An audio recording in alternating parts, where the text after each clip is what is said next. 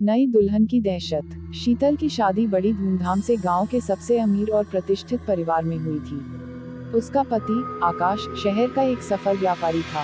शादी के बाद शीतल को गांव की पुरानी हवेली में रहने आना पड़ा, जो दिखने में जितनी आलीशान थी उतनी ही पुरानी और रहस्यमय भी। हवेली का आकार और वास्तुकला लोगों को अपनी ओर आकर्षित करती थी, लेकिन इसके चारों ओर फैली अजीब सी खामोशी एक अनजाना डर पैदा करती थी।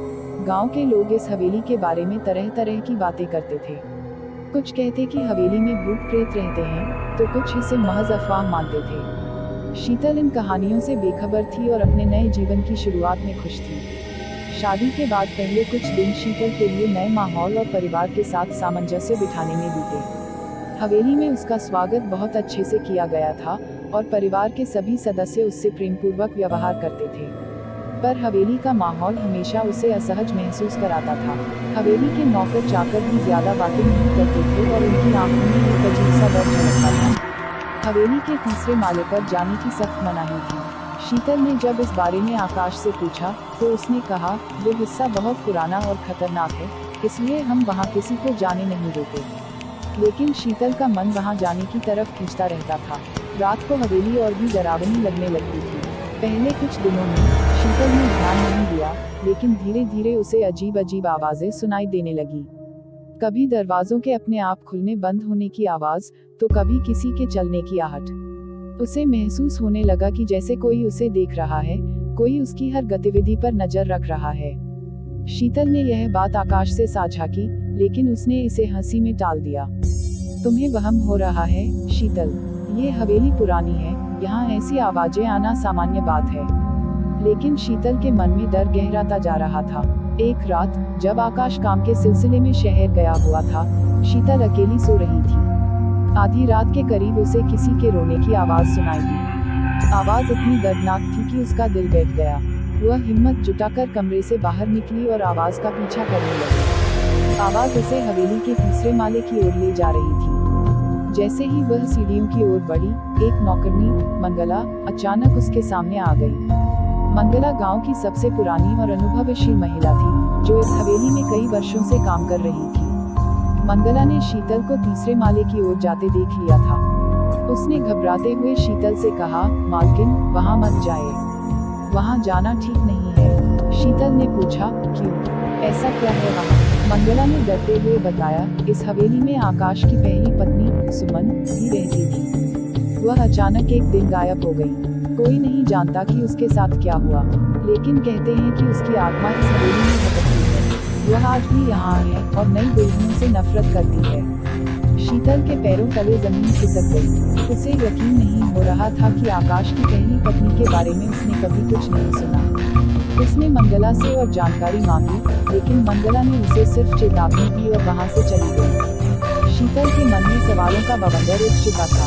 क्या ये सारी बातें सच थी? सुमन का अचानक गायब होना और उसकी आत्मा का हवेली में भटकना। शीतल के दिमाग में हलचल मची हुई थी। अगले कुछ दिनों तक शीतल का ध्यान लगातार तीसरे माले की ओर जाता रहा।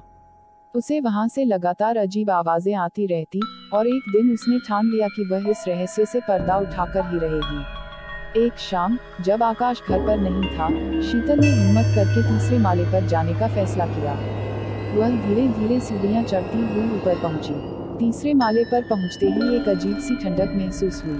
हवेली के इस हिस्से में धूल और जाले फैले हुए थे, जैसे वर्षों से यहाँ कोई आया ही नहीं था। एक कमरे का दरवाजा थोड़ा खुला हुआ था।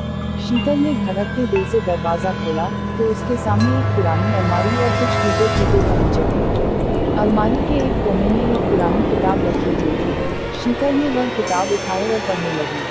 किताब में लिखा था कि आकाश की पहली पत्नी सुमन किसी हवेली के तीसरे माले पर एक रहस्यमय परिस्थिति में मर गई थी। उसकी आत्मा को कभी मुक्ति नहीं मिली और वह अब भी इस हवेली में कैद है। शीतल के हाथ कांपने लगे।